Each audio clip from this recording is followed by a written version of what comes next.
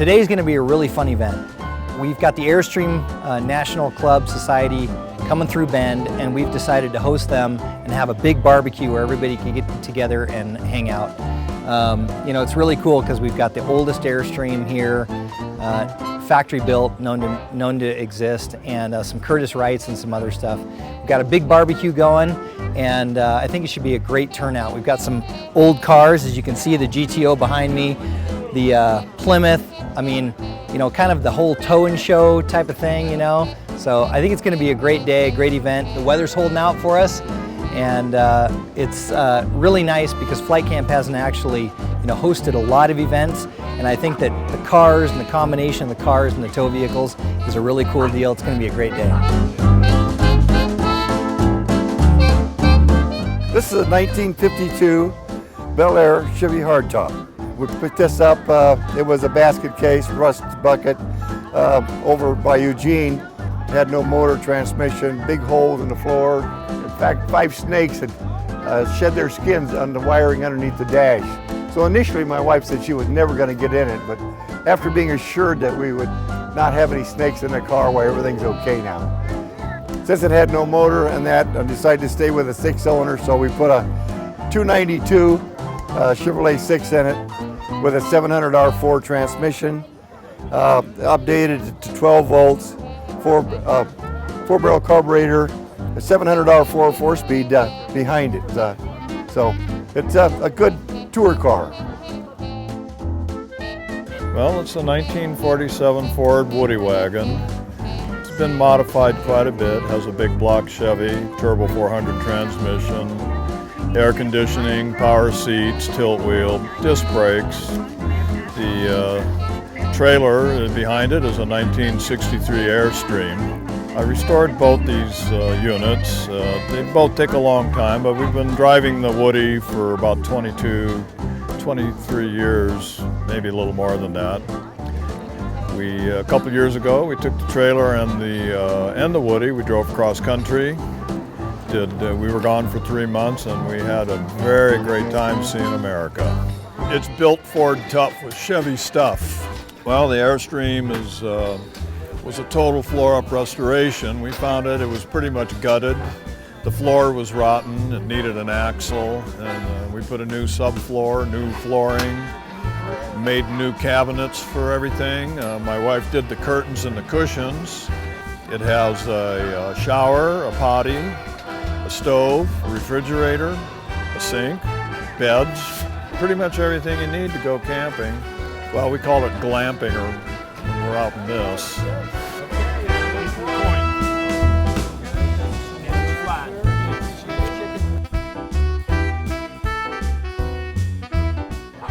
So most of these guys have come from other states, and what's amazing is they're not bringing them in on flatbeds, you know.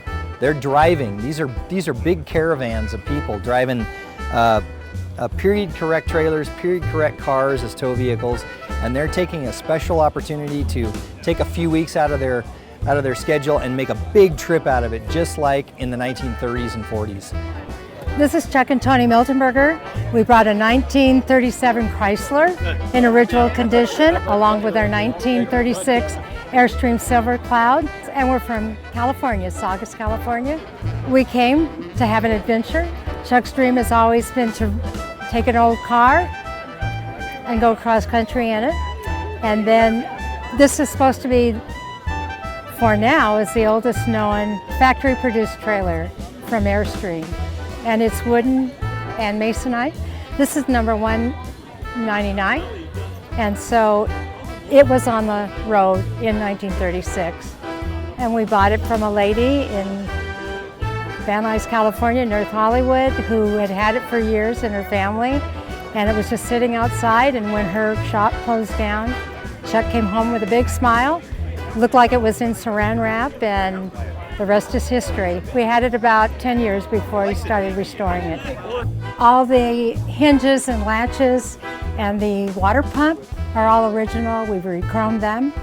The wood, all the wood is original, as is the chrome there. And these make out, they just pull out, they make up twin beds. The table, Chuck made that. And if we put that out, we can have a double bed. No one's ever going to sleep in them. I won't let them. He even made the curtains. He sews, I don't. And we did have the upholstery done locally. And that's about it. Even that orange juicer there is original to it. And then that plaque on the wall over there, we're trying to find out if the reason it lasted was it was skinned in aluminum, and we removed that. The masonite was there, and some of the sides outside we had to redo.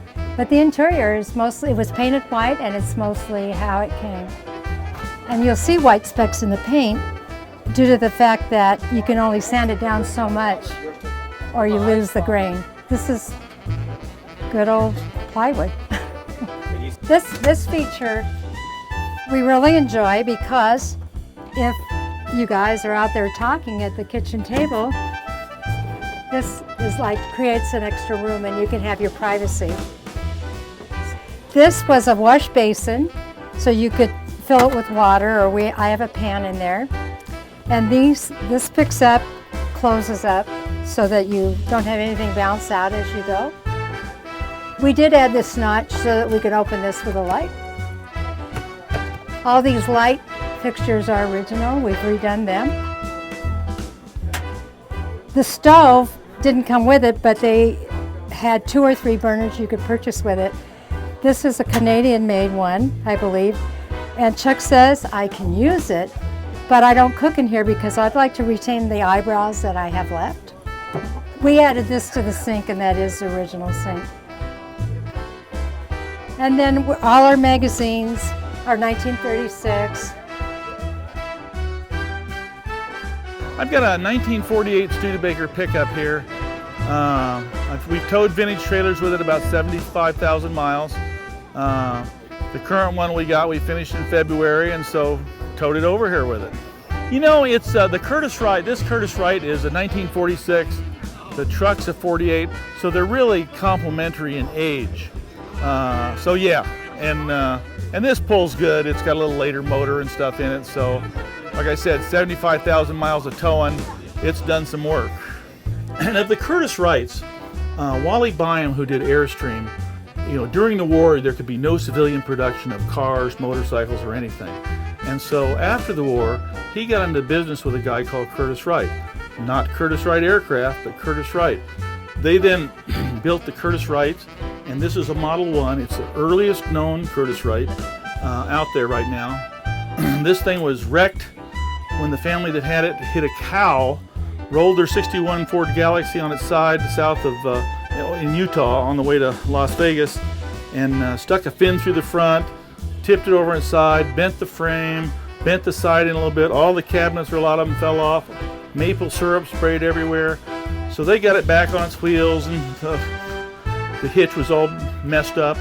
And so it was their family was too big anyway by the time, so they took it back to Manhattan Beach, unloaded it, took it out to their property in the desert, out between Temecula and Warner Springs, about 35 miles of crow flies from Palm Springs. Parked it where they camped and took the wheels off, repurposed some of the wood, stored it so that was August of 61 until November of 16 when we picked it up. There was a mouse standing on a little piece hanging from the back looking at us like, what are you guys doing? 1,500 generations of my family have lived here and you're stealing my home, you know? So we're jacking it up, putting wheels on it and jacking it around because they planted a telephone pole in front of it, and then hauled it away to Oregon City and restored it. And we try to do it just as original as possible. The edging material in, say, the 50s is much fancier, but we wanted very much 40s. The screws at the time, a lot of the screws they would use would be straight blade screws instead of the Phillips, and so we tried to do that.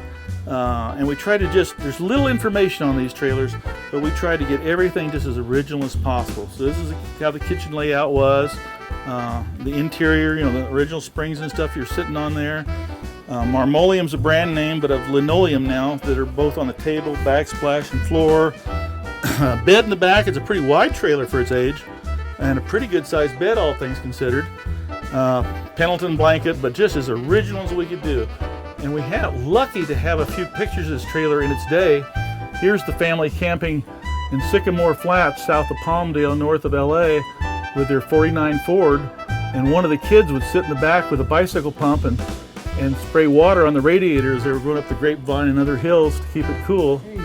And the original owner visited us at Modernism and then at Pismo, and she kind of was the docent, because she was both crying and laughing because she was showing where her little hammock was and how the family camped in it, and she was just really glad we brought it back to how she remembered it as a little kid.